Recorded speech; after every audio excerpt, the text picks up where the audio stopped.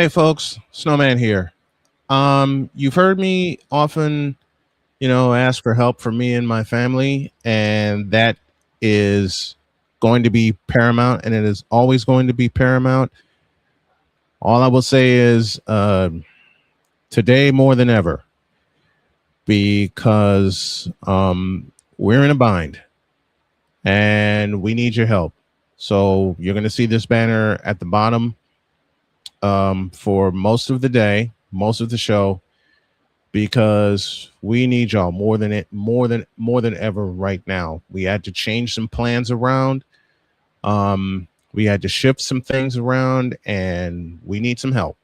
So if y'all can, please hit the Cash App with $ Tallman Dr. K50. It would really, really mean a lot, not just to me, but to my wife and my children. That said, let's have some fun. Let's go. I can't do it. We'll do it live. Do it live. I'll write it and we'll do it live. Mister, will you please wake up? Wake up, wake up, wake up, wake up.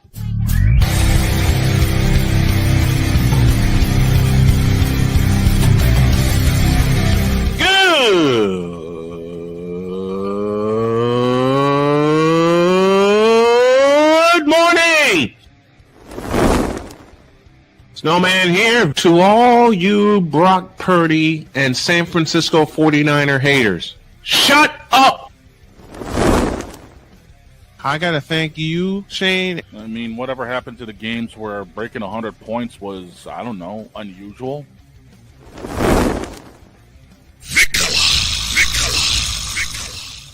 There was one word to sum up the All-Star weekend. Trays.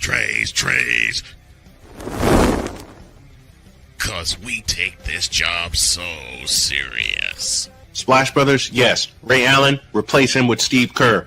Reggie Miller, yeah.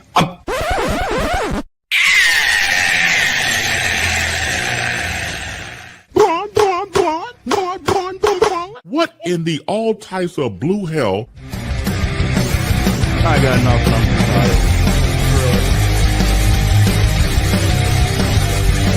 Oh, yeah. Taylor Swift and Travis Kelce got married on Friday night. Yay. Never mind. Taylor. Taylor. I'm going to sock you in the throat. And it's sitting right there. I know the joke is sitting right there. It is. Good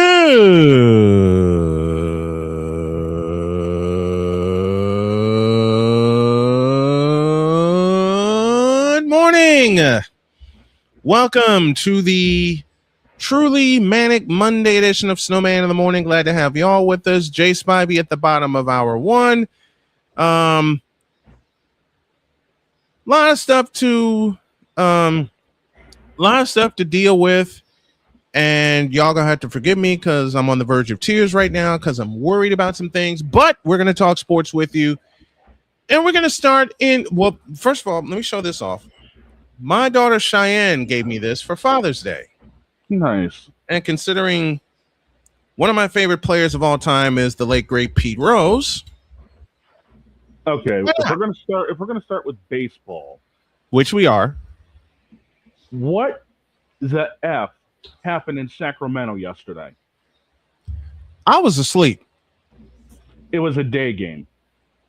Miami, Oakland. Mm-hmm. Miami's pitcher goes 7 perfect. Under 100 pitches, 7 perfect. The manager decides to pull him after 7. Let me guess, they lost. No, they ended up winning. They were up 8-0 after he got pulled and won 9-8.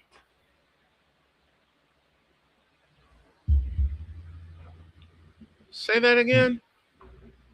When this guy got pulled, they were up 8-0. 8-0. Miami ended up, yes. And in 2 innings, Oakland scored 8 runs, only to lose 9-8.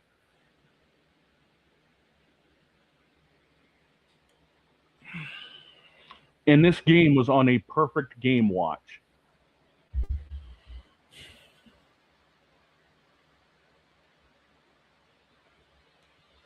What in the all types of blue hell? I don't know. I got nothing. Miami, what are you doing? I got Their bullpen imploded. I got nothing. Hey, look, our bullpen imploded twice, allowing 2 walk-off wins to Cleveland. But at least my White Sox split that 4-game series. Mm-hmm. So to be on a perfect game watch, 7 perfect innings, 21 up, 21 down. With 6 strikeouts, if I remember correctly. 6 strikeouts. And Oakland came back and tied the thing?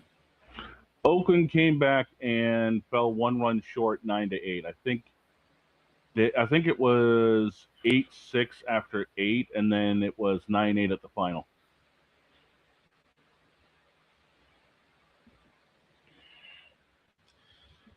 Dear Miami. No, change that. That's why they're the Marlins. Yes. That's exactly why they're the Marlins. Yes.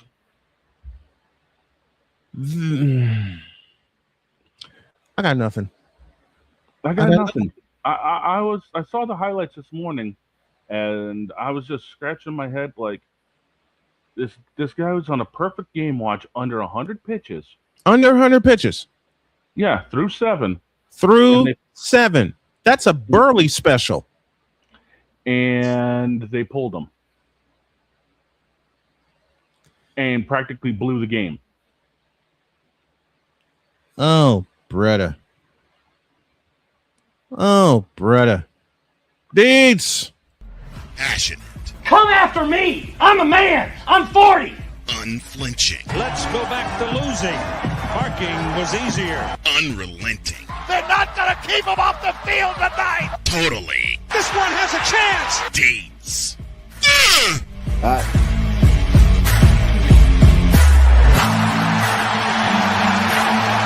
Am I here?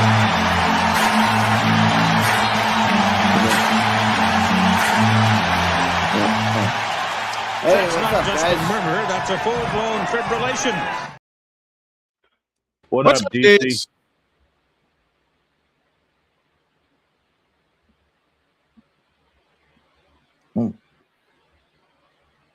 Are you all right, man? You look like you're lagging a little bit. I mean, your feed looks like it's lagging a little bit.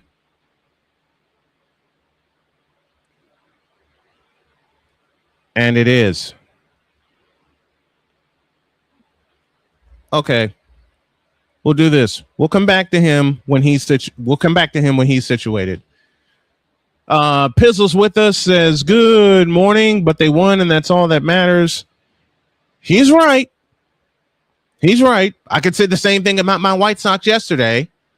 Led 2-0, trailed 3-2, led 6-3, tied 6-6, and won 7-6. And all I could say was thank God. Yeah, it was Yuri Perez that was dealing for Miami yesterday. Yuri Perez.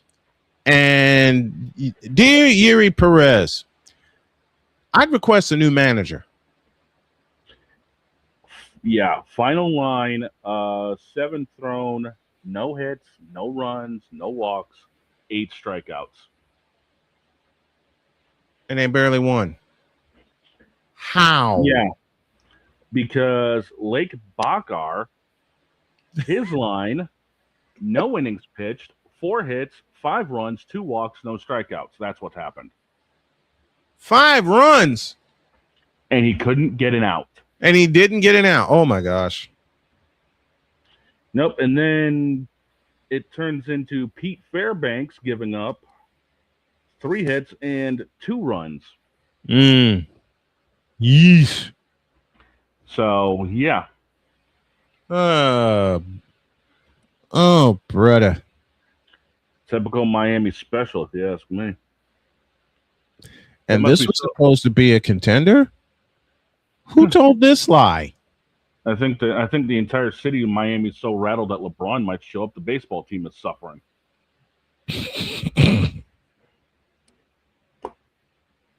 I didn't need to be told that. Find the lie. I know. That's why I said I didn't need to be told that. And there is no lie to be found. Nope.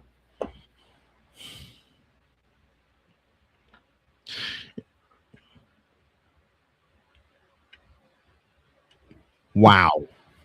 Yeah. Wow. And this is what they get going into the All-Star break next week. By the way, is it just me, or has the All-Star game lost a lot of luster recently? In all the sports. Yes. I think we'll start there. Okay. Okay. There are all-star games across the 4 major sports. You suck.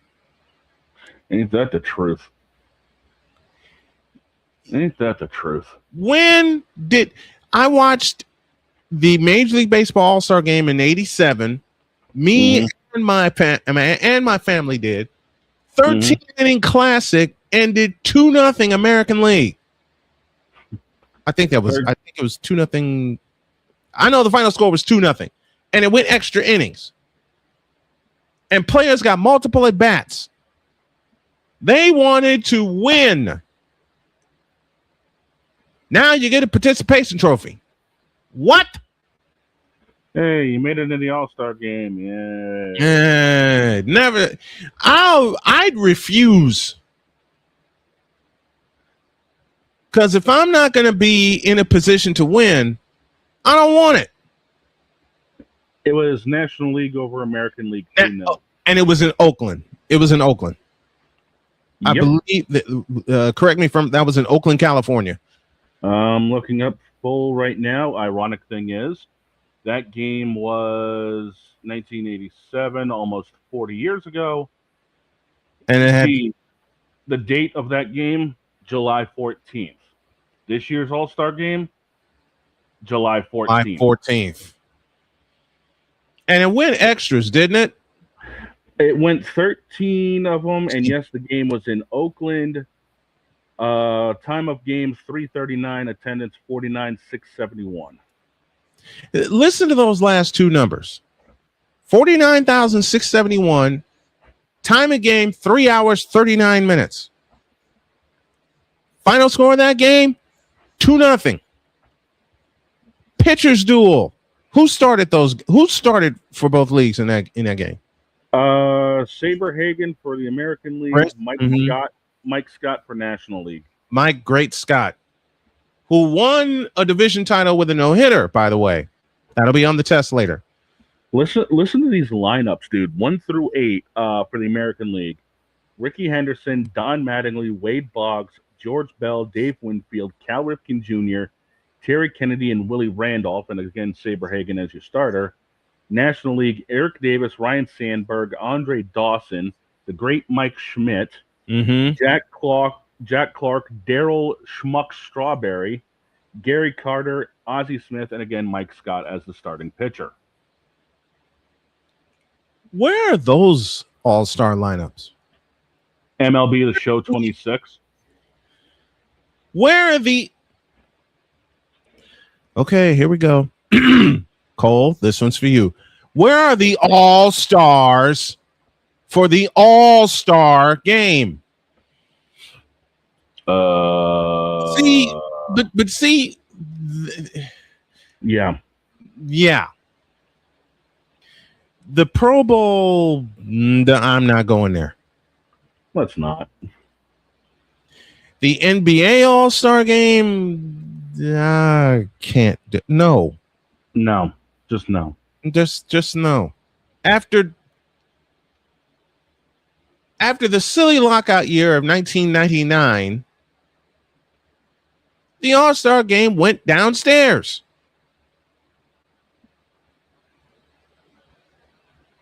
I'm talking about the NBA All-Star Game.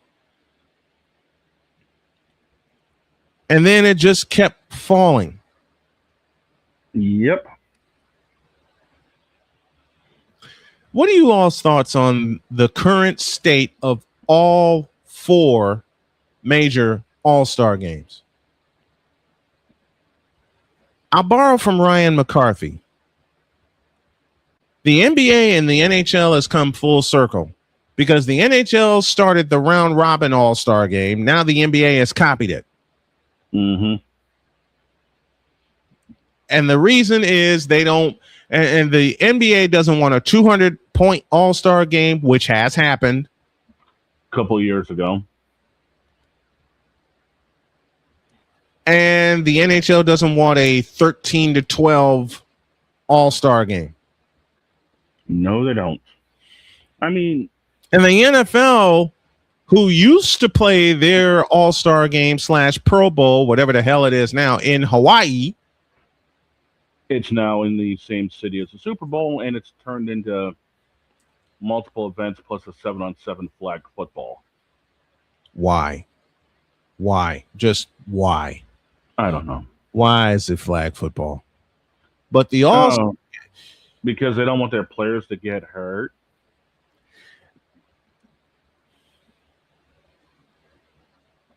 I see that look.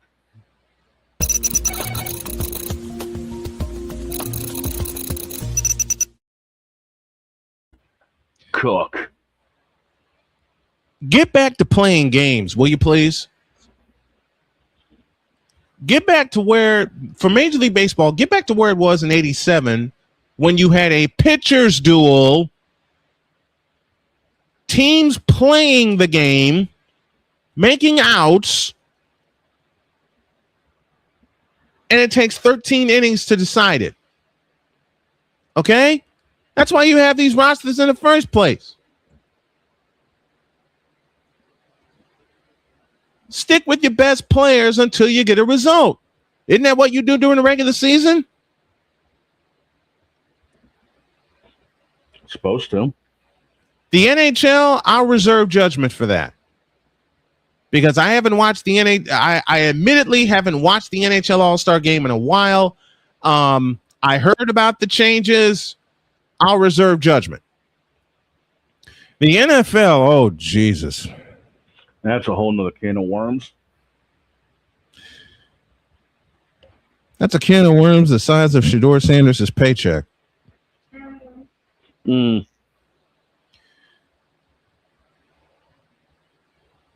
But I understand not wanting to get hurt for these All-Star games. I get it. I understand. But you were voted to play in them. I mean, if you wanted to have an all-star game and have people not get hurt, play it on a damn video game, for crying out loud. You signed up for the sport to play where they have all-star games. You signed up for this.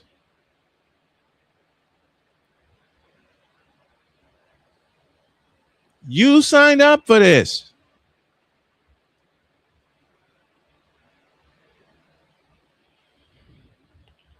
And as far as the NBA All-Star Game goes, good Lord. You know what happened to what happened to the what's up, Victor? And Victor, I need a hell of a favor from you if you can. You know what happened to the NBA All-Star Game? LeBron James. That's what happened. Yeah. Oh, here we go. The joke. I've got something for that here later.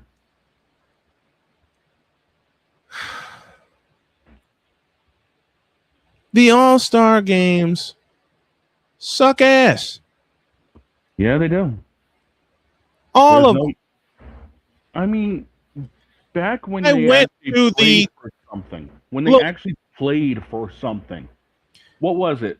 For about a decade, if you won the All-Star Game, your division hosted the World Series. Your league hosted the World Series. And oddly enough, the phrase "this time it counts" began on the South Side. Yeah. It began in Chicago at the 2003 All-Star Game, where Hank Blaylock blasted what turned out to be the game-winning 2-run homer off of Eric Gagne. There's a name we ain't heard in a dog's day. Gagne. And Victor, you're right. It's not the all-star games without any all-stars in it. I mean, Vladimir Guerrero Jr. has already opted out with a back injury. Can you blame him? No. I mean, unless it's... I'll go back to my roots. One of the first All-Star games I ever watched was 83, and it was on the South Side, and it was Mario Soto for the National League representing the Cincinnati Reds, and Dave Steve for the Toronto Blue Jays for the American League. And you saw something in that game that you ain't seen since. What is that, you may ask? A grand slam. Yeah, true. I mean, you don't see grannies in all-star games much anymore. Fred Lynn did the deed. And it wasn't cheap either. No, it was not. It went halfway up the mezzanine. I watched that one with my parents, and I was at the one at New Comiskey Park in 03.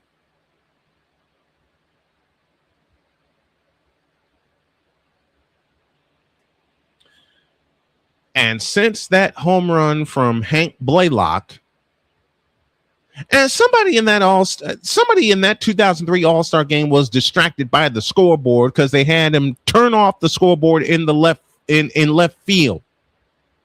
Because we were all looking, going, "Hey, what the hell happened to that scoreboard out in left field?" Somebody turned it off because they were distracted by it. Later on, someone explained it to me, and I can't blame him. But you know what they had in both of those All-Star games that they don't have much anymore? Fireworks. Someone hits a home run, you get fireworks. Pretty simple. Matter of fact, piece of trivia before I close up shop here. Name the only park in the majors that don't have fireworks. I think I might know that one. After the break. I've been to my share of ballparks. I've been to my share of stadiums. I've been to my share of all-star games. Hell, to be perfectly honest, I've called my share of all-star games, which I plan to do this summer and this year. Save the Pro Bowls. And yes, I had to pluralize it.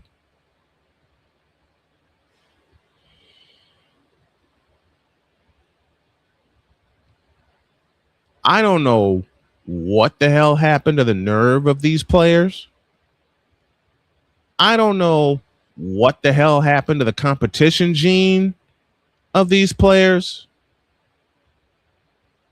But y'all need to hurry up and get it back. Because the question is often asked, are you not entertained? Hell no. How's that for an answer? Matter of fact, the great Chris Dietz provides the perfect question to close this thing. What are we doing? Quite frankly, Dale Earnhardt said it best. They might as well tie kerosene rags around their ankles so the ants don't crawl up and bite their candy ass.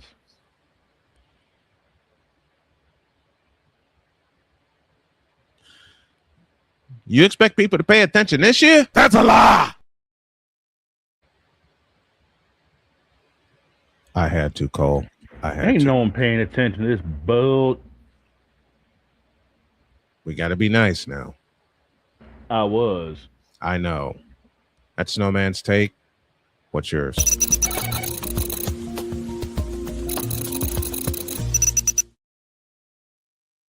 After the break, we'll get a few Spivey Notes in. And boy, we're going to have some fun with that. Oh, boy. Back in the deuce. This is Snowman in the Morning. The original Think Drink is back. Level up with proven ingredients formulated to crush your competition. No gimmicks, no jitters, no messing around. Just high-potency results that keep you moving day or night. There's a new nerd in town, and we came to play. Nerd Focus. Smarter than energy. Here's an important message from the Diabetes Solution Center. Do you like pricking your fingers to test your blood sugar levels? No one does, but it's important to maintain your health. And now, by wearing a small remote device called a continuous glucose monitor, or CGM, you don't need to prick your fingers anymore. It's easy to use and helps you make more accurate diabetes treatment decisions. If you are testing your blood sugar 3 or more times daily, injecting insulin, or using an insulin pump, call the Diabetes Solution Center right now. And if you have Medicare or most major insurance coverage, you may be able to get a new CGM at little to no out-of-pocket cost. Shipping is free and will even bill your insurance company for you. If you are testing your blood sugar 3 or more times daily, injecting insulin, or using an insulin pump, call the Diabetes Solution Center right now to learn how to end the painful finger sticks and get your own continuous glucose monitor, or CGM, at little to no out-of-pocket cost.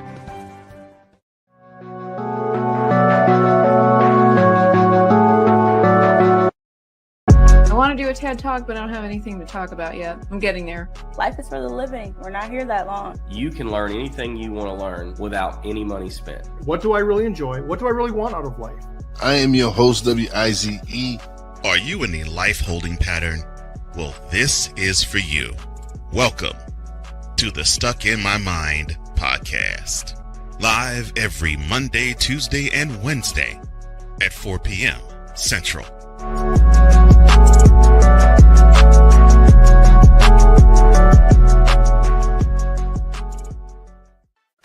Drew Willingham.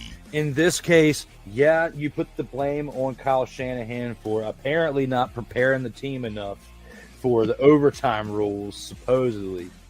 Cole Johnson. Peyton was considered the winner, and he was the darling of all darlings for Gerald. With a special appearance by Tyrone Alizé McDummy. Ain't nobody calling me. Text delete, delete, delete, delete, delete, delete. Join these two football enthusiasts as they give you Total Football Talk.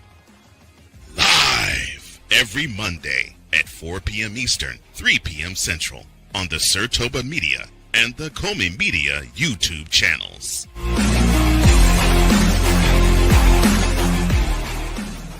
Cause we take this job so serious. I'm sorry, what are these things called? Spices? Spices, thank you. My brain went bleh. What in the all types of blue hell? This is Snowman in the morning. When it comes to LeBron James, all of our minds do that.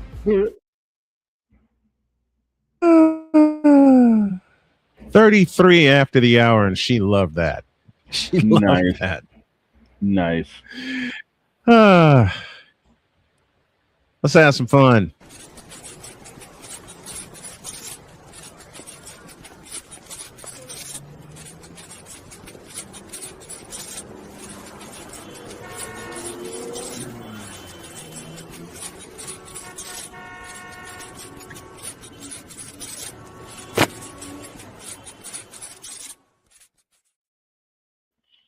Jay Spivey's with us from North Carolina. Morning, Jay. What's up, guys? What's happening, Jay?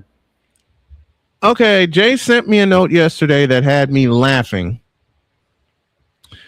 And a certain show down in North Carolina has met its demise. Huh? Yeah.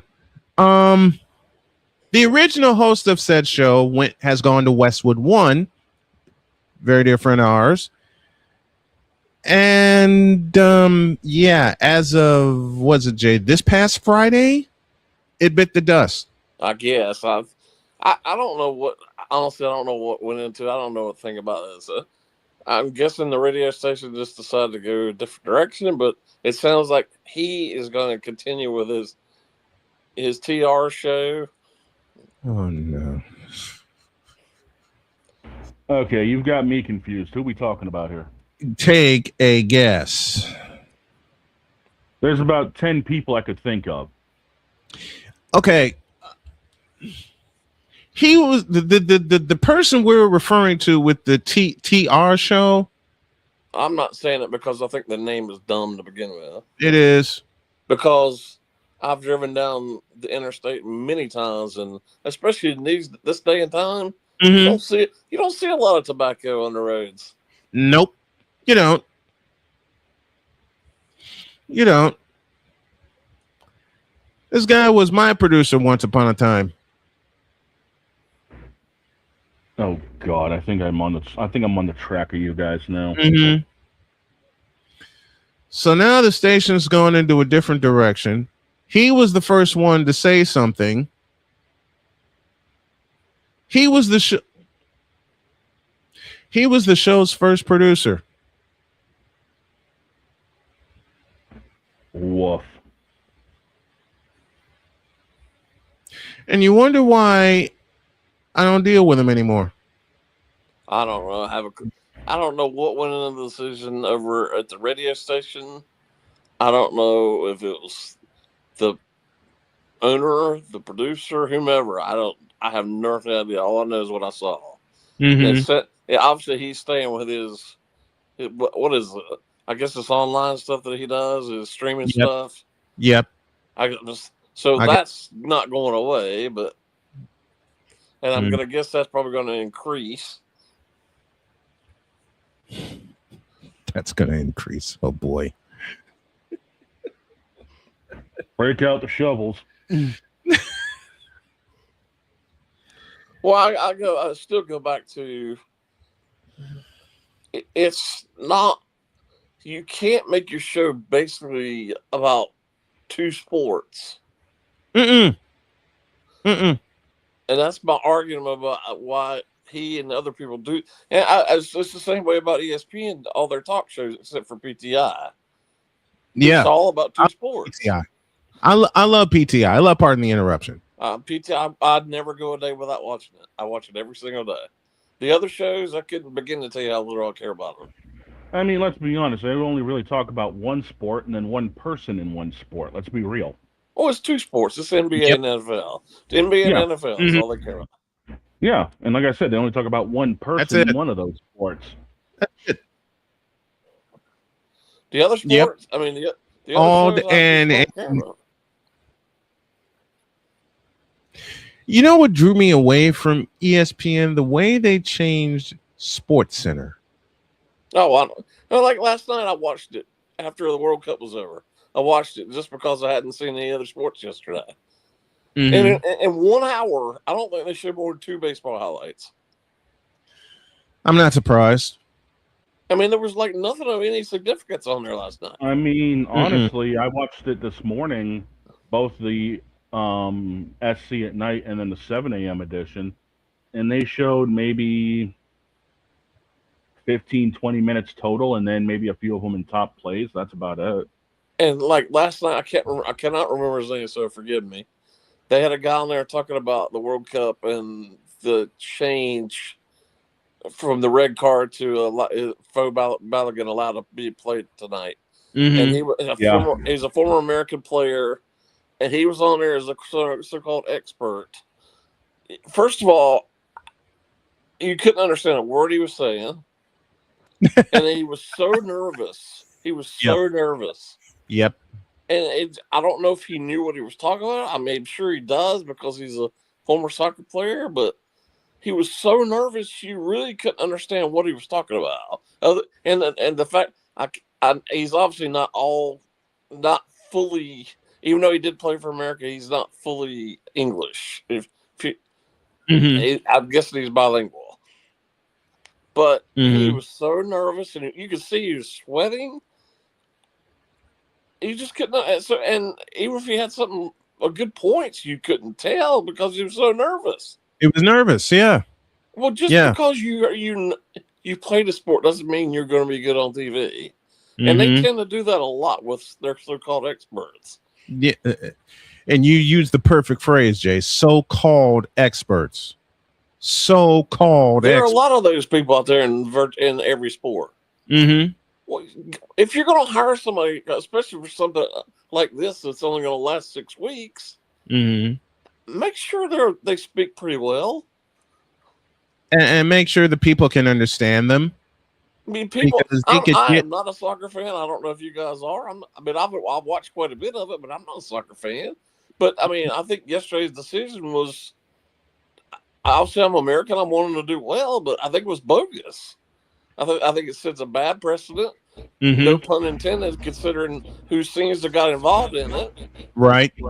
And then praising himself for it online yesterday, as he always does. As he. Oh boy. Well, we all know that ego's more inflated than LeBron's stats. I mean, come on here. Are we surprised? Well, this guy yesterday, he never said a word about that. And they asked him, and he was like, he just kind of blah, blah, blah, you just kind of mumbled his way through everything. Yeah, because he was trying to avoid the typical, well, you know. No, I don't even know. I think this guy was just so nervous. I don't even think he knew what he was talking about yesterday. Yeah. That can happen. I've seen that happen. Been down that road, actually. But I mean, this is a big deal. I mean, especially tonight, it's a big deal. It is a big deal. Have somebody on there who has a clue what you're talking. Now, I will say this, and I know he's a soccer player. He's a former soccer player, but he is excellent on TV, and he knows the sport. Taylor Twellman is excellent. Yep. And they've been having him a lot on there, as well as PTI. He is excellent on TV. But you got to have those kind of people on there who know what they're talking about, and who don't freeze when you're asked a question. Right.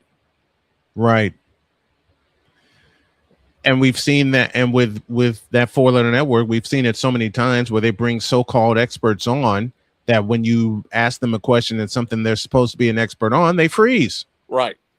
Well, I'm the first to admit, I mean, if it weren't for my job, I'm very shy outside of work. But work forces me to talk to people. Yeah. But like when I used to work at the newspaper, part of my job was that I had to do like weekly videos on, and we'd stream them on the website. Yeah. At first I was like, I did not want to do that. I really did not want to do that. Right. But I got to the point where I thoroughly enjoyed doing them. And most of the time I didn't even see the camera in front of me. I was just too busy talking to the person I was talking to. Yeah.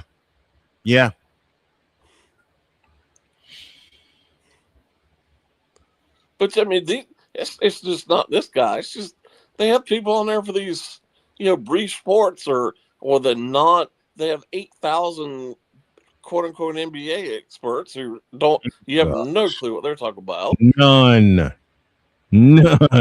Calling Kendrick Perkins an expert is very generous. He's numero uno. And they have him on there all the time. Kendrick Perkins and give me this button here. He is on there all the time. What, do they have anybody else? Oh yeah, they got a gazillion people. They got like 50 other people, but they rely on Kendrick too much. They have way too many NBA people. And they count on Kendrick Perkins. Well, now that they have Inside the NBA, I don't know why they're keeping the other show. I don't understand that at all. I don't either. The fact that they kept Inside the NBA was a brilliant decision. It was great. Yes. Because whether you like the NBA or not, that show is fantastic. Yeah. It is. I really is. NBA. I love Inside the NBA. It's fantastic. I remember when it started, because Ernie Johnson Jr. got me hooked on Inside the NBA, and he was a one-man show for the longest time. And it just evolved from there. You could sit there before, after, or during games, and when they're on, and you're thoroughly immersed in what they're talking about. And it's fun. Absolutely. They make it fun. It's well done. And I mean, there's not a better person on TV in terms of that type thing. Chuck is great. Chuck is wonderful on TV.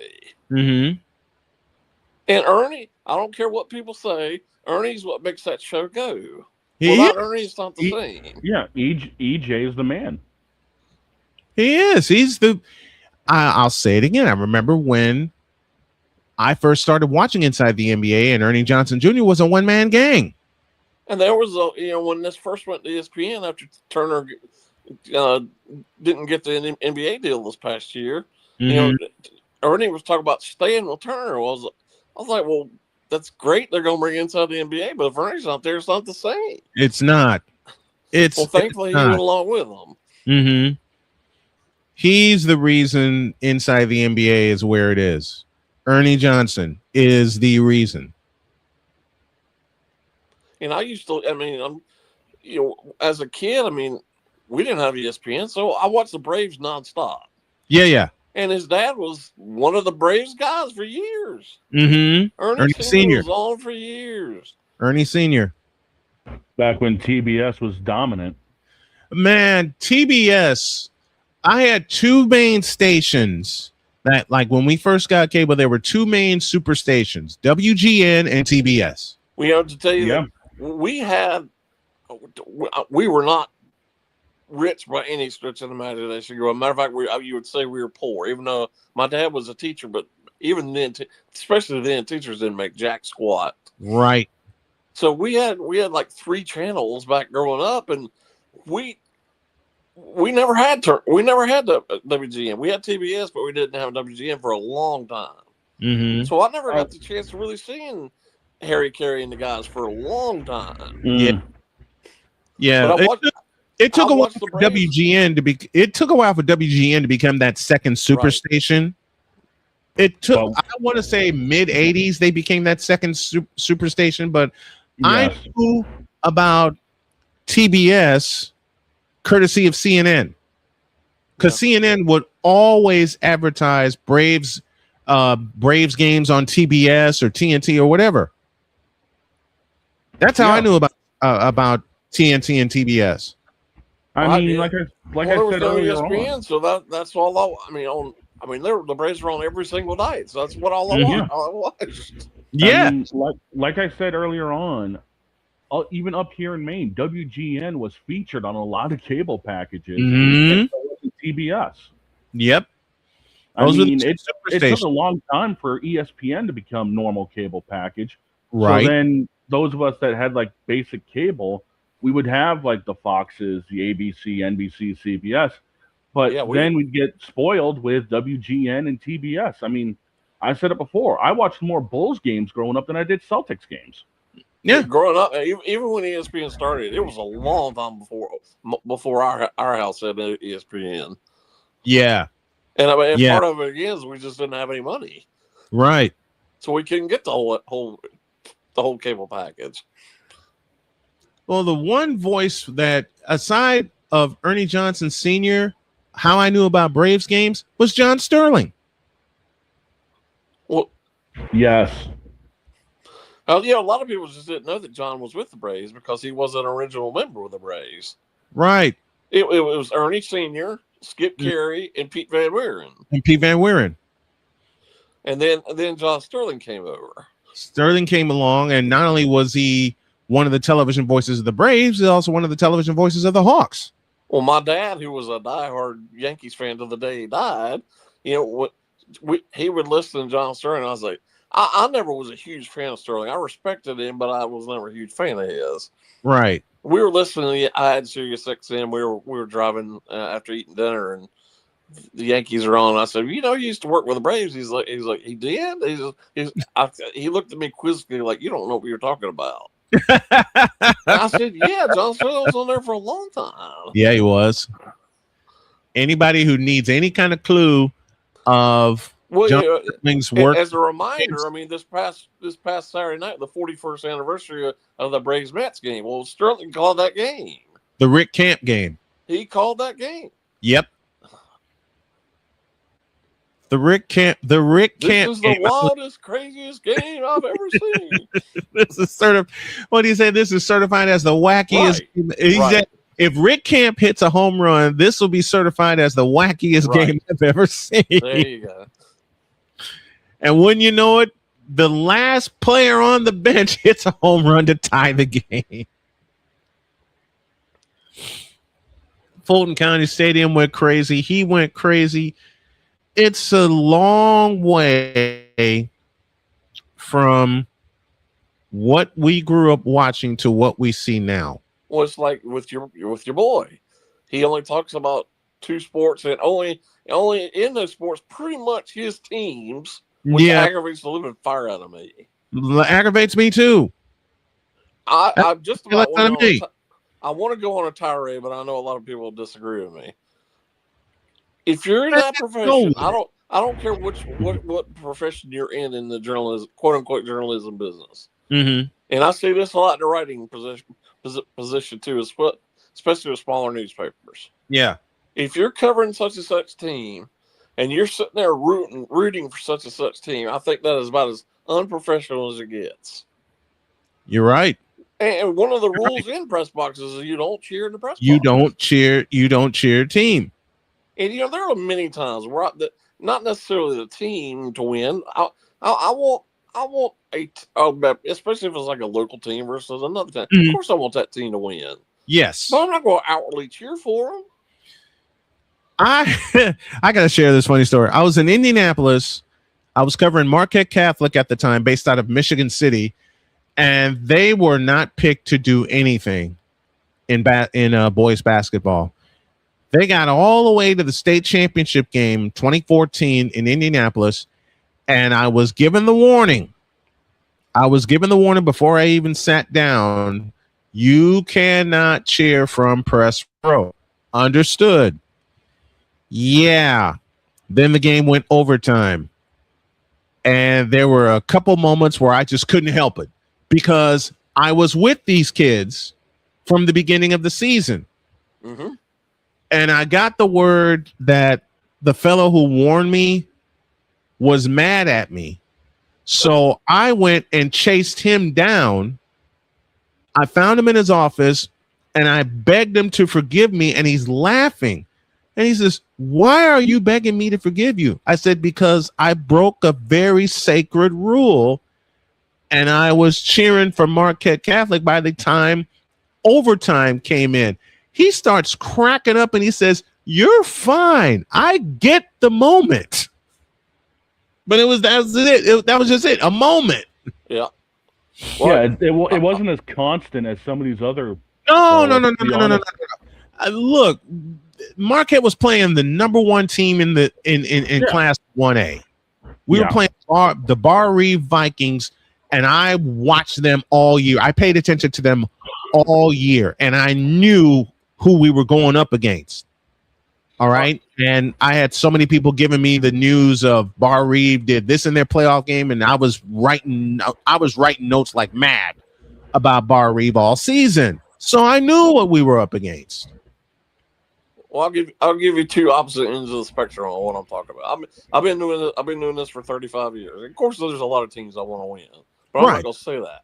Right. However, I didn't mind saying it. What I was covering North Davidson, which is about 15 minutes from here, in the state championship of softball. Mm-hmm. Their coach was a legend, and their coach announced during the season that he had pancreatic cancer. Mm. And you could just tell he was going through pure hell. Yes. But he never missed a game that entire season. Well, they reached the state championship at UNC Greensboro, which is not too, it's like 25 minutes from where I live. Yeah. So I went, covered the game, and the place was packed. Covered him after they won the game, they won the series. And then everybody was there just crowding around him. And I couldn't help. I was so emotional. I cried the whole time I talked to him. Yeah. And then he died about 2 months later. Oh. And it was just terrible. But how could you not root for that? Mm-mm. Now, the other thing is, not to diminish that whatsoever, but especially now that I'm with a smaller paper, I pretty much cover one high school because of where it is. Yeah. And I get this all the time when I cover games, like whoever's up in the press box, whether it be the PA guy or somebody else, they'll be like, "What's it like covering y'all?" And I was like, "Who's y'all? I'm not a y'all. I'm just here covering the team. Right. I'm not part of this team whatsoever." Well, it's just like him. It was we and us. He don't have a uniform He's not. on. And Deed says the perfect line. Tell that to the Georgia football booth, Georgia Bulldogs. Because they're supposed to be unbiased, but these guys cover the Georgia Bulldogs. So I get both sides of that spectrum. I do. I understand it more than anybody I realizes. understand rooting. I mean, if you're in the Georgia booth, I get rooting for your said team. Yes. But don't say we and us. Mm-hmm. You're not on that team.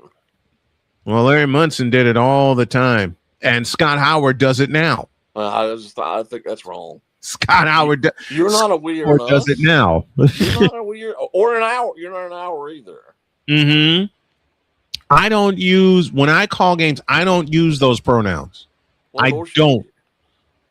I don't. Do I want the team to win? Yes. Perfect example, Indiana Fever. Do I want them to win? Yes. But I'm going to be fair in calling those games also. I mean, I interview the coaches and players all the time for this high school.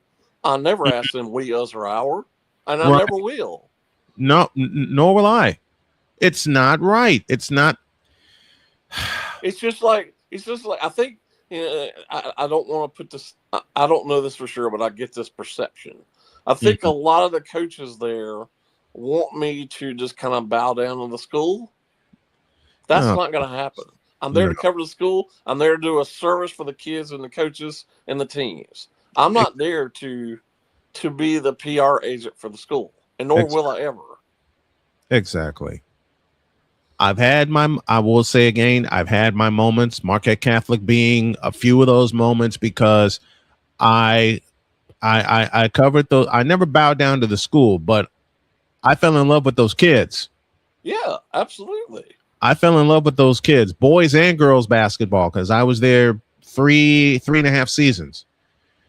Fell in love with the kids. The parents made it fun. Right. The heck with the school. It was the kids that made it fun for me. Same held true about Hebron baseball in 2016 when they got to semi-state, and one of the pitchers that was on that team is now a member of the Milwaukee Brewers, and Chad Patrick. Right. And when I tell people in messages all the time, I saw Chad pitch in high school, and he says, how is that possible? I covered his games. More to the point, I did play-by-play for Hebron for 2 years. The rules are getting too blurred for me, but I'm sticking to what has worked for me over the course of almost 31 years. Well, I know he's basically his own boss, but I just don't understand why more people don't get aggravated by it. We, us, and our. I get so aggravated. I get so aggravated by it because that was one of the first rules that I was taught. You may be hooked up with a team for the entire season, but you still call it fairly. Right. You still call out bad plays, good plays, right down the middle. You don't say we, us, or our, or anything like that. That was one of the first lessons I ever learned. Well, football's pretty much the only sport. Well, I guess maybe I've heard of some others, but for the most part, football, because I've sat next to him at the game, it's always we, us, our. Mm-hmm. Not for me. It isn't. And then, I understand what he wants to localize everything, but it's not just the Hornets and the Panthers and Carolina. It's just not. The only teams that he wants to cover. Why would you not cover the Hurricanes or the other teams in the Big Four in the ACC? Exactly. Especially he lives in a city where there is an ACC team. Mm-hmm. And he says nothing about that. He never says a word about Wake Forest. Ever. He never says anything about Wake Forest. If it ain't about Carolina, he's not with it. And you know what? We'll close the hour with this. And Jay, I think you remember this. He sent a question to me that he wanted me to answer on the air about the greatest moments in Panther history. Oh, jeez. I said, "Are you kidding me?" Who cares? He says, "Yeah, I want you to answer that question on the air." I didn't. Who cares? In fact, to really piss him off, I did it for the team I grew up watching, which was the San Francisco 49ers. He didn't like me for that. But you got to have fun with it. And I did then. Jay Spivey joining us every single Monday at the bottom of hour 1. Thank you very much, my friend. Love having you. Can't wait to talk to you next week. All right, guys. Appreciate it.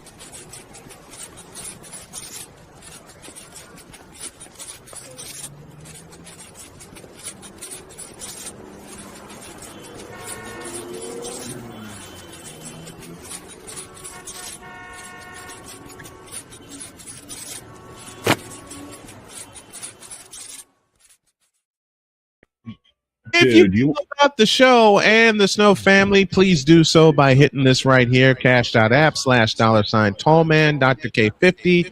And Victor, I don't know if you heard me, but could really use a favor from you right now. I got more broadcast stories just like that. Oh, I've got a few of my own. Well, I really pissed off some people. Oh, yeah, I've got one of my own. Broadcast stories for hour 2 after this. This is Snowman in the morning. During bad weather, driving can become downright dangerous. What's your emergency, please? Trust Battle Vision Storm, the revolutionary glare reduction glasses that turn your sight bright during bad weather at night or during the day.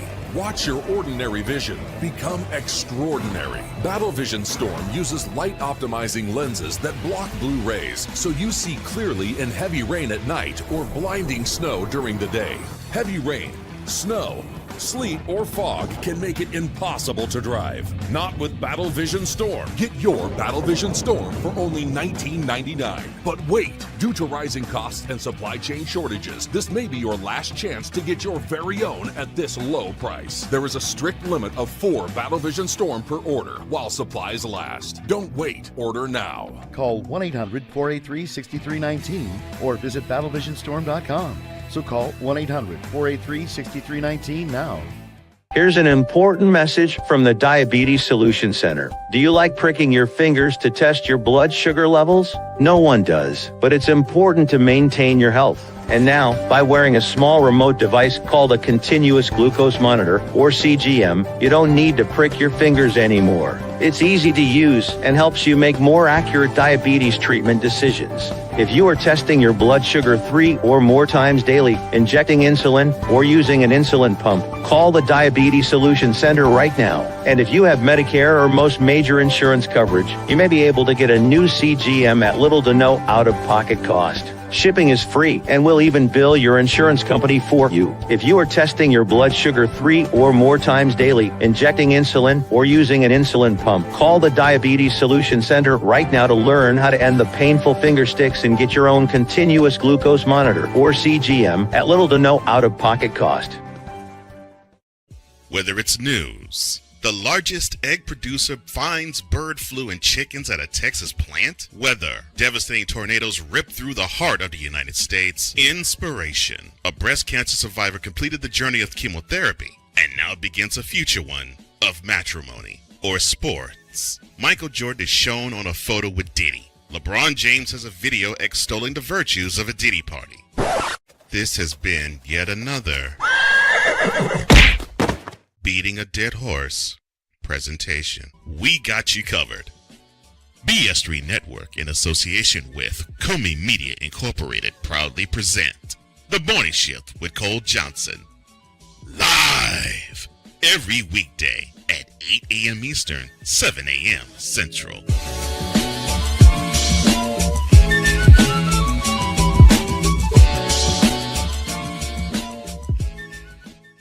Because we take this job so serious. And Father O'Shaughnessy need to go to hell. That's what he needs. What did Father O'Shaughnessy do? I quit. We're done here. I'm done. We're out of here. What in the all types of blue hell? This is Snowman in the morning. I didn't even make that off. I was just touching strays. I don't know. I don't know either. I'm the one that made the joke, and you paid for it. I was catching more strays than the Jets front office because they play Madden. Oh, by the way, hi, Ryan.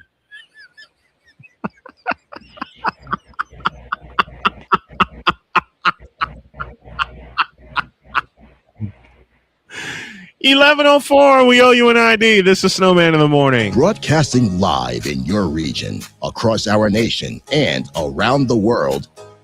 This is Snowman Multimedia. Hemorrhoid. Lebron. Hemorrhoid. Now get out of my face, you thirsty bitches. I'm on Alarm Island. Give me them cocks. Thank you. I retire. Wow. That package. Okay. I see how it is. Oh, shut up. Like you haven't thrown a few at me. Yeah, true. More ID. You're listening to WQVZ, 1700 AM Mission Radio. Well, me and the Lord, we got an understanding. We're on a mission from God. 11:05, and we're sharing broadcast stories. And I'll expand on the one that I told before the break. Okay. We were living in North Carolina, and I'll echo what Jay said. I understand wanting to localize programming. I get it. But I'm a Chicagoan. Yeah. When he sent me that rundown and wanted me to talk about the best moments in Carolina Panther history, that takes all of about 30 seconds. I didn't do it. Obviously. I didn't do it for two reasons. One, I couldn't. And two, that's not my team. Exactly. he says you didn't even try to talk Panther football because that's not my team, dude. Nope. Because the team I grew up with actually had a quarterback. Exactly. And then he says, y'all ain't gonna believe this, Ish. Then he says, can you do it tomorrow? What?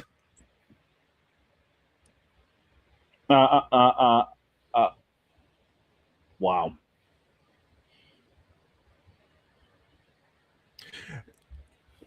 Here's how bad it got. Mm-hmm.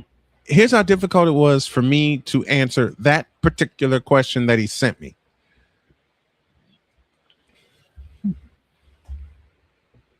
Jody came in. Mm-hmm. Saw the rundown. And said, why are you doing that?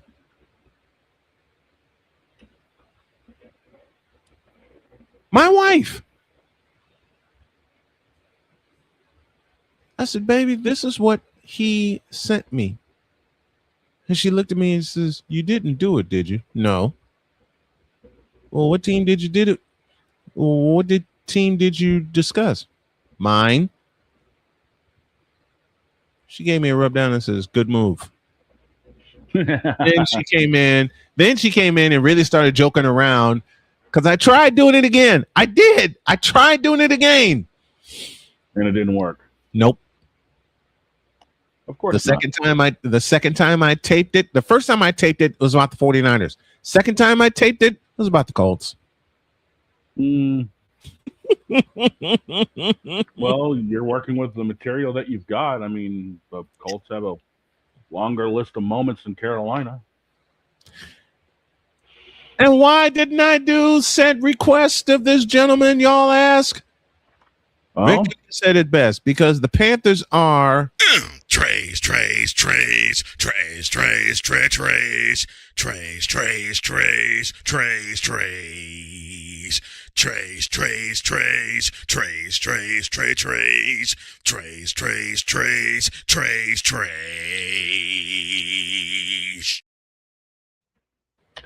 Breaking news from the Charlotte Observer. LeBron James has signed with the Carolina Panthers and taking lessons from Cam Newton.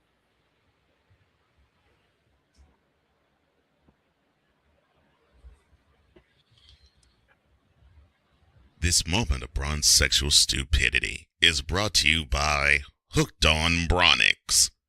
When you start talking like an idiotic bronze sexual, Hooked on Bronix can set you right. Call 1-800-YOKAY. Real LJPN, now approve all this. Speaking of that, there was an interesting moment during the NASCAR pre-race show yesterday. I think you told it. I did. Let's hear it. Marty Smith, who normally works for the four-letter network, was hired by TNT to do the pre-race show. Mm-hmm. Okay, that's all well and good. Marty's known around the NASCAR circle. And during the pre-race show, because they were in Chicagoland for the 400, they panned to a shot inside the United Center of that famous Michael statue. Mm-hmm. As they're coming back from commercials showing that statue, Marty drops the bomb of all bombs, saying, quote, "All you kids that say LeBron James is the GOAT, get out of my face. It's MJ."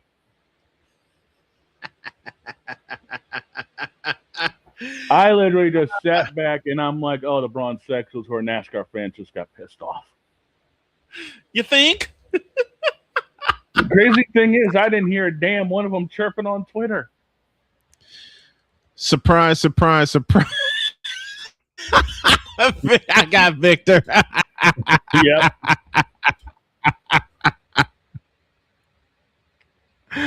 Now, what's one of yours? You said you had a story for us. Okay, so this is one of the rare times I got pissed off in the broadcast booth. Oh, no. So I'm covering a league race. My producer, a good friend of mine, Dave Regal, and I were covering a truck race at Dover. Mm-hmm. The race itself is going fine for about 40-odd laps until we think it's a normal crash happen. So, it's yellow flag. We go through the replay. Yep. And it turns out that it was actually more of an intentional junking. Oh, my gosh. Which caught somebody else out, destroying their day. Mm. I proceed to go the absolute F off in the booth about what happened. I mean, I'm laying down the law basically about the incident. Yep. Like, I gave no quarrels about if people got pissed off with what I was saying. None. Like, my impartialness went clean out the window. I was talking about it as a driver. I was talking about it as a car owner. I was talking about it as everything. We don't need that ish. No. So I get done my spiel, and within about 10 seconds, we go to commercial. Producers in my ear like, "Are you good, dude?" "Yeah, I'm fine. Why?" "Okay, we talked about it. Let's move on from it." We don't bring it up again the rest of the broadcast. Right after the race, I'm in the league's Discord like, "Guys, I'm sorry I went off about that. The whole spiel, like I'm supposed to be unbiased, yada, yada, yada. Mm-hmm. I apologize." Mm-hmm. Every last one of them in that Discord to a T said, "We'd rather have somebody with fire in the booth than anything else." I was like, okay. No.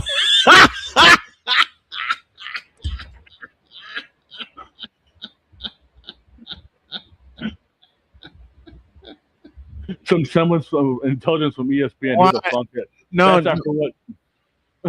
Oh, God. Why am I laughing hysterically? This part one and this for part two. Well, Marty Smith has had his moments with big names in sports. I mean, he had an interview with Tiger Woods. Yep. He sat down with Dale Jr. after Jr. retired in 2016. Mm-hmm. He's had some big names, that he's worked with. I mean, he's talked with Alabama football. I mean, he's known for that. He's got a podcast with Jimmy Johnson. Mm-hmm. Marty Smith don't take no ish from nobody. From nobody, right? And he'll tell you just as much. Mm-hmm. But he gets buried in a way by ESPN because he doesn't lap up the luxurious fluids that is LeBron James. Y'all know I don't. So for him to drop that nuke during the TNT broadcast to start with, yeah, that was yeah.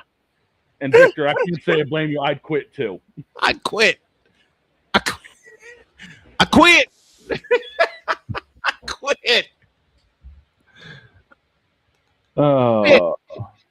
I think Marty basically said, "Get out of my face, you thirsty bitches." To LeBron James fans, yes.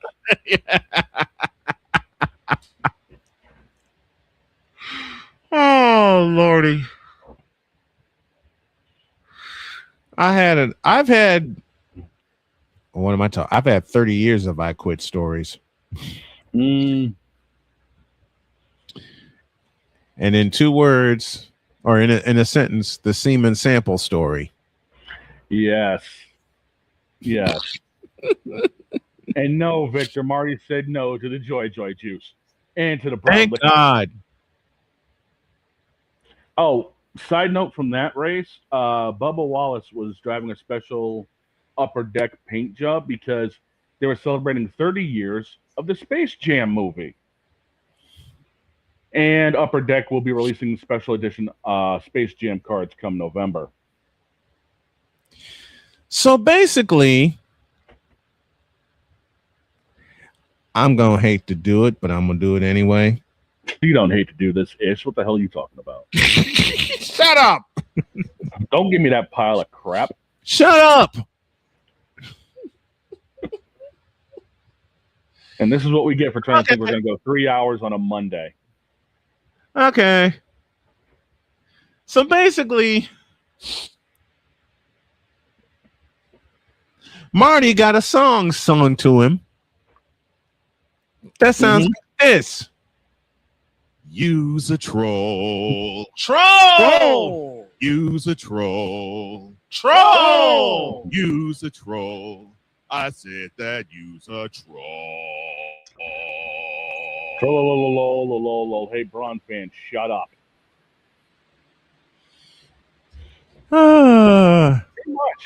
Pretty much. You would, and you're right. I couldn't quit during the semen sample story. I laughed so hard when she said that.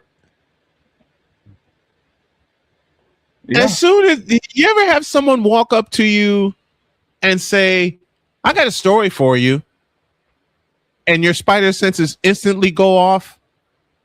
I usually close a bottle of whatever I'm drinking before they finish opening their mouth. Yes. That. Yes. That.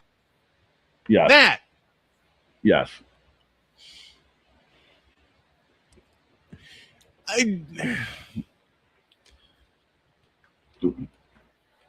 I don't know. When she came up to me and says, "I got a funny story for you," right after I announced Ryan Sample batting. Mm-hmm. As I've told this story, her mother, Ryan's grandmother, don't tell him. He'll run with it. Don't tell him. And by that time, I'm intrigued. I said, okay, what, how, what?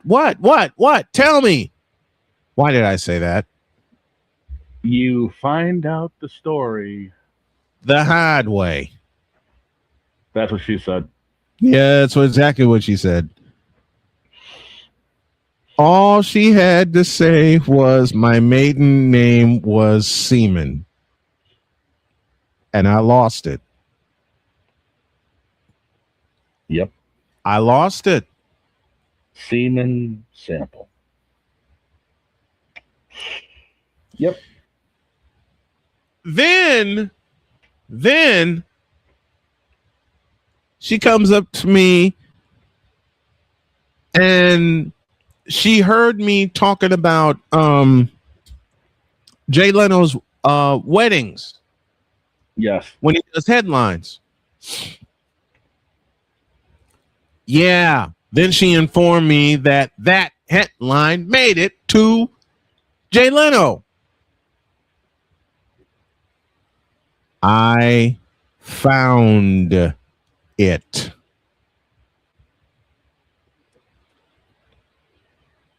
Oh, no.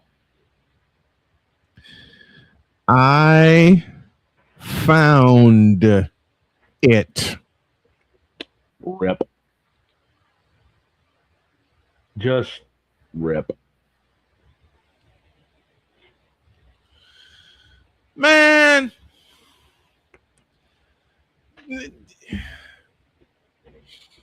For those of you who don't know the second part of that story, Victor does. That was 2007 when that happened. 6 years later, I'm getting ready for a football game with Trinity International University out of Deerfield, Illinois, and Olivet Nazarene out of Bourbonnais, Illinois. Olivet Nazarene sent me all the information I was looking for. Their game notes, their 2D, their depth chart. For those of you that wonder what a 2D is, that's their depth chart. Then I saw the name of the quarterback for Olivet Nazarene. Yeah, boy. The name of the quarterback for Olivet Nazarene. Remember, this was 2013. This was 6 years after I had him in the I had him in the tournament, in the baseball tournament. The quarterback's name was Ryan Sample. And I said, no, it can't be. And then came the following Tim Allen impersonation of "Arr!"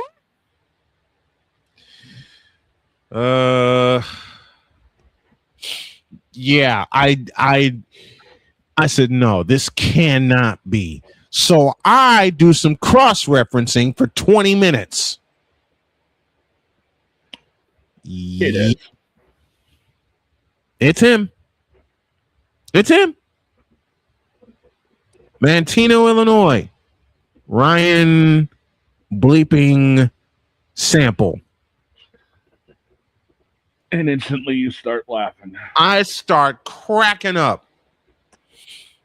I said, this cannot be him. It can't be. Mind you, I spent 20 minutes cross-referencing this name. I said, this cannot be. This ain't him. This is not him. This is not him. This is not him. It's him. The first person I called was Victor. I said, Victor, you ain't going to believe this. He says, what's that? You know, I'm getting ready for Saturday with TIU and Olivet Nazarene. He says, yes. You ain't going to believe the name of the quarterback for Olivet Nazarene. He says, lay it on me. Ryan Sample. Victor hangs up. I was about to say, Victor's next words, click. He calls me back and says, say that again. Olivet Nazarene's quarterback is Ryan Sample. Victor's next sentence for the second time. Click. Yeah, that sounds about right. Calls back a third time. You have got to be bleeping me. Exactly. And Victor, you're absolutely right. My brain went, oh no, it couldn't be. Yep.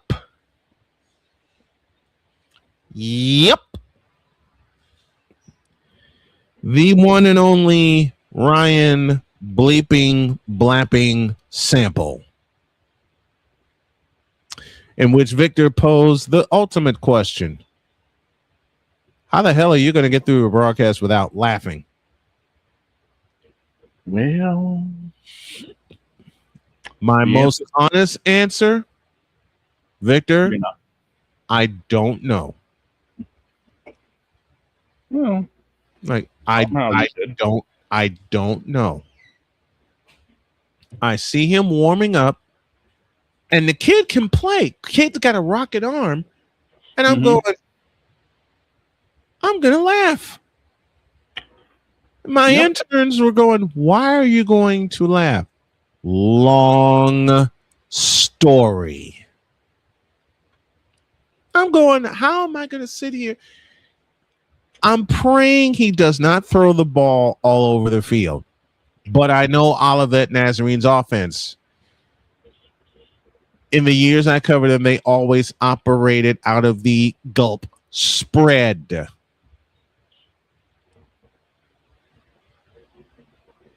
Oh my God, the jokes write themselves. Yeah. Yeah. They operate out of the spread offense, which means nobody in the backfield and 5 wideouts.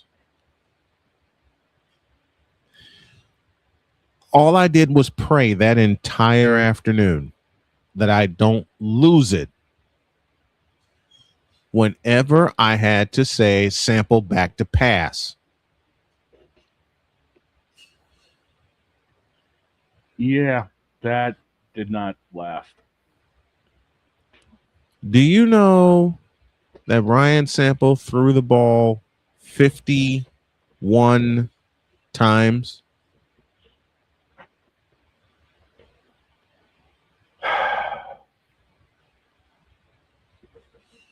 Damn. Didn't throw an interception, mind you, which That's would have fine. added to everything. And it's a pick. Sample gets picked. Oh, help me. Oh. I'm glad he did not get intercepted. But he threw the ball 51 times. 51 times. I packed up. I put my equipment away. After the game was over and TIU won, I said, don't say a word to me. I said to my crew, I said, thank you. Thanks for a great broadcast. Don't say a word to me or I'll start laughing. Just hand me my bag when I get downstairs. They handed me the bag when I got downstairs. Thing is, I they didn't immediately went across the field to find Ryan Sample. He sees me, bless this kid's heart, runs up to me, gives me a big hug. I said, Ryan, I got one question for you. He says, what's that? Where's your mother? Oh, she's in St. Louis for the weekend. Oh, dear God. But my dad is here. Oh, dear God. Dad comes up to me and he says, did she tell you? Yes, sir. Did you laugh? Yes, sir. Yes. Did you laugh on the air today? No, sir. Were you close? Yes, sir. And he's giggling this whole time. Yep.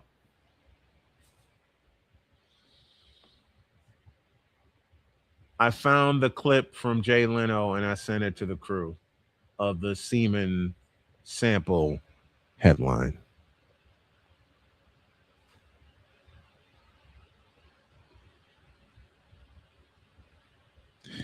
We need a break. We desperately need a break. Well, we killed about 85 minutes. How do you plan on killing the next 95? I have no bleeping idea. I don't think we can, to be honest with you.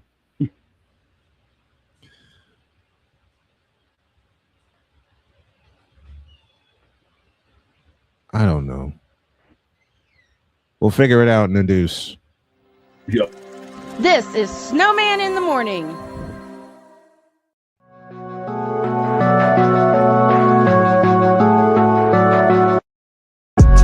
a TED Talk, but I don't have anything to talk about yet. I'm getting there. Life is for the living. We're not here that long. You can learn anything you want to learn without any money spent. What do I really enjoy? What do I really want out of life? I am your host, WIZE. Are you in a life-holding pattern? Well, this is for you. Welcome to the Stuck in My Mind podcast. Live every Monday, Tuesday, and Wednesday at 4 p.m. Central.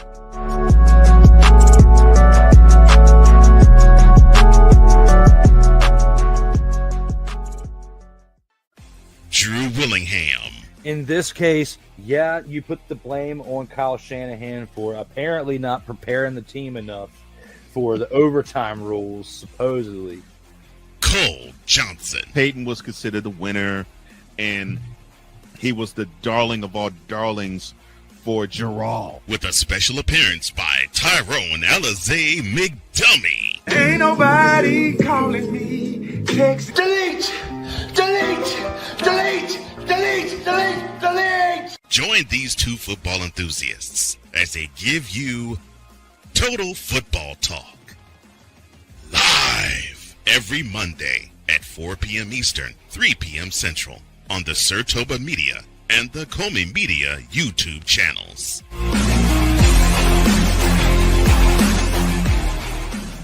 Join the transporter to Hades. Your butt and gut becomes one. Join the reformer of hooker whores. This is my daughter, Placenta Booty Johnson. Join the bronze god. Whenever you are in distress, take off your baseball cap and throw it in the air. Join your very own superhero of broadcasting, Chris Bass. So whatever color crayon they get, they palm it and do two circles, and that translates to, I can beat up black people. As he takes you through the week's paces in Baseline. Live every Saturday at 8 a.m. Eastern, 7 a.m. Central, Pacific Time Zone people, just stay asleep when this is on live and just catch the recording. Oh, I'm sorry. Exclusively on the Chris Bass YouTube channel.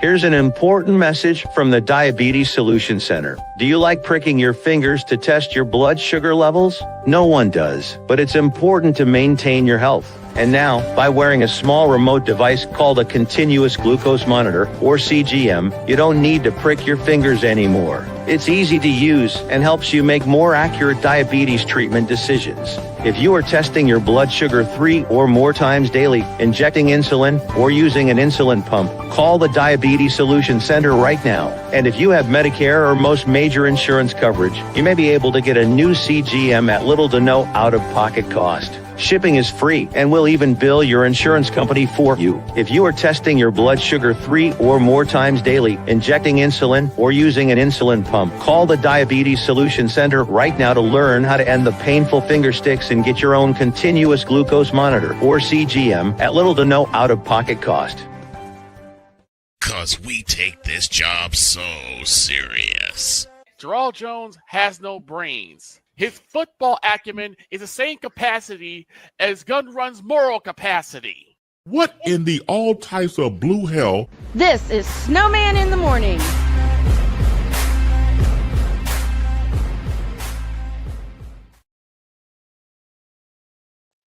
Oh, wait, there I am. 33 after the hour. Here's an ID for you. Broadcasting live in your region, across our nation, and around the world, this is Snowman Multimedia. To all you Brock Purdy and San Francisco 49er haters. Well, that game sucked. I am cute. The is that? You tripping.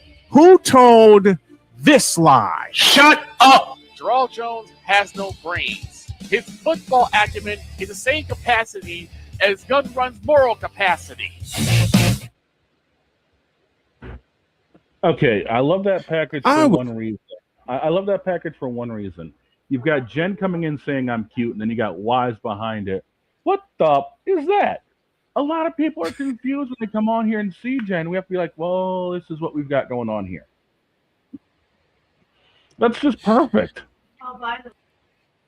I was 3/4 of the way asleep when I made that package.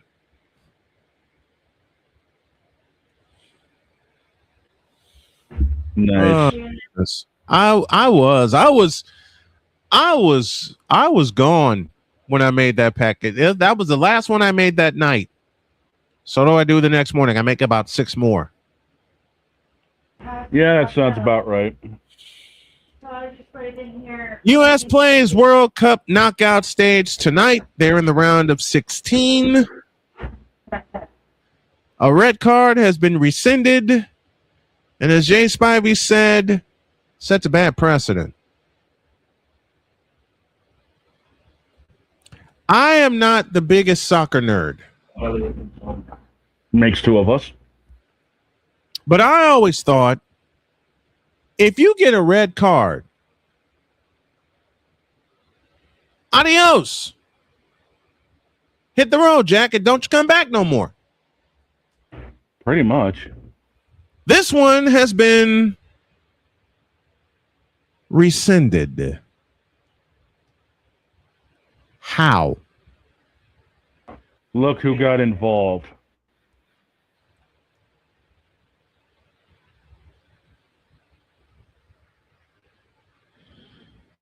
At the end of the day, how in the Vita Blue hell?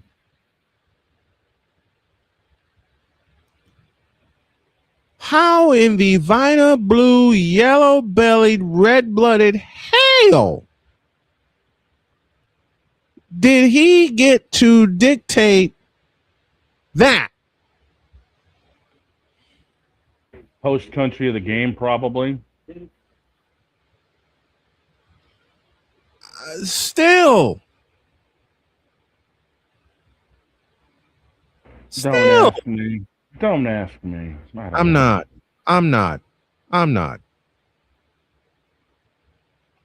I think someone else who just walked in may have a better answer than we do. He's late. Go Yep. sit in the corner.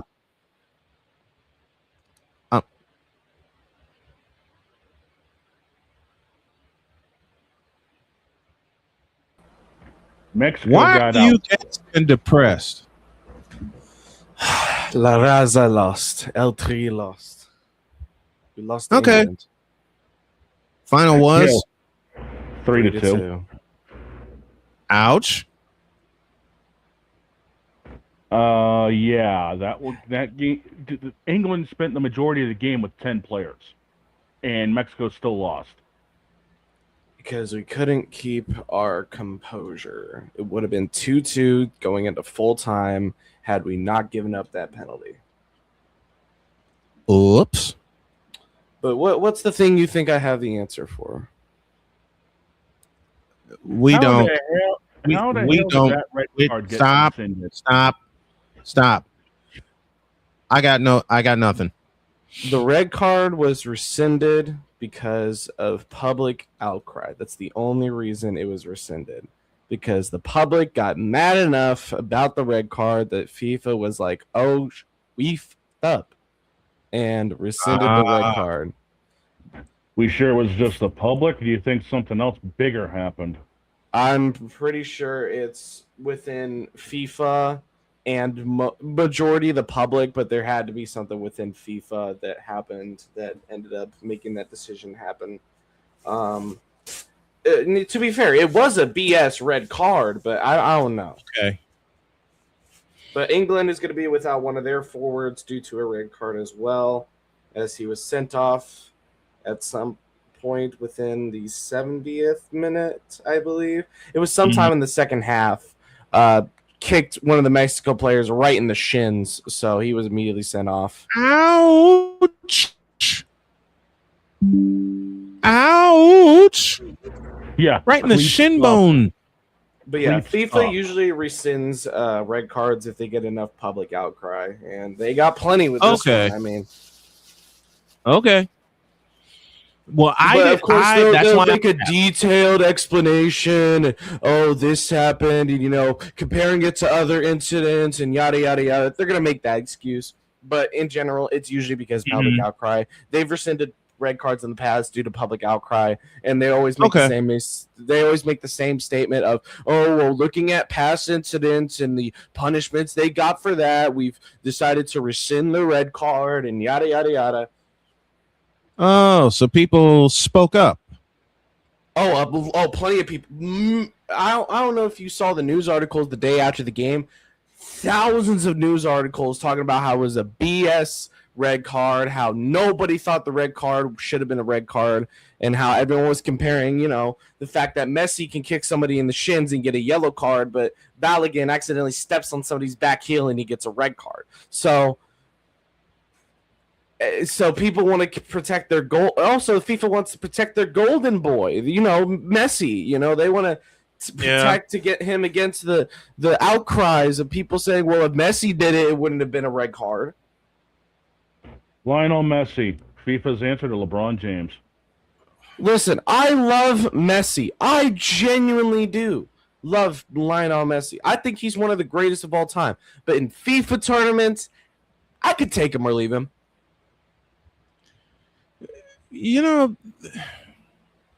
Since we're talking about soccer, I got hooked on indoor soccer first. I was about to say, well, you might get hooked on the MLS soon because breaking news: Robert Lewandowski is heading to Chi-Town. He will play for the Chicago Fire in the MLS after the World Cup break. Who? He is the biggest star coming out of Barcelona. Repeating my question. Huh? The answer for Chicago. And terrible soccer.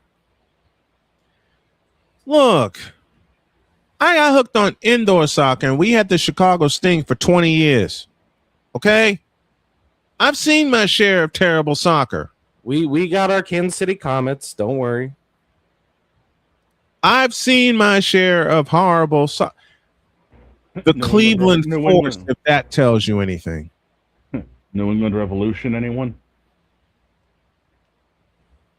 Like I said, the Cleveland Force, the St. Louis Steamers, if that tells you something. The Dallas Sidekicks. Oh my God, there's too many jokes. Both versions of the Dallas Sidekicks. There's too many jokes, man. Oh, I know. The St. Louis. Oh, the Dallas Sidekicks? You mean the Dallas Cowboys, right? Oh. You set me up for that one, fool. You set me up. You gave me the D-Wade bounce pass for that joke. I did. Oh my God. You gave me Dallas Wayne Wade. Wait a minute. Arms out, LeBron James dunking it. The Dallas Sidekicks featuring Brandon Aubrey. Featuring Dak Prescott. Brazil also lost, but Just a moment. The thing is, Brazil losing is a better thing for the league. I'd rather Haaland go on than have what's his name? Neymar going on. Which prompts a question. I can't believe I'm going to make this joke, but I'm going to do it anyway. What position would Brandon Aubrey play for the Dallas Sidekicks? I don't know how indoor soccer works, but I think I remember he was a Toronto FC product. Mm-hmm. I think he was a defender, so he was a left back, center back, or right back, so he could boot that thing down the field if he needed to. But I don't think he was a striker. Let me fact check myself. Please do. Brandon Aubrey. What position Brandon Aubrey would play? Left pine.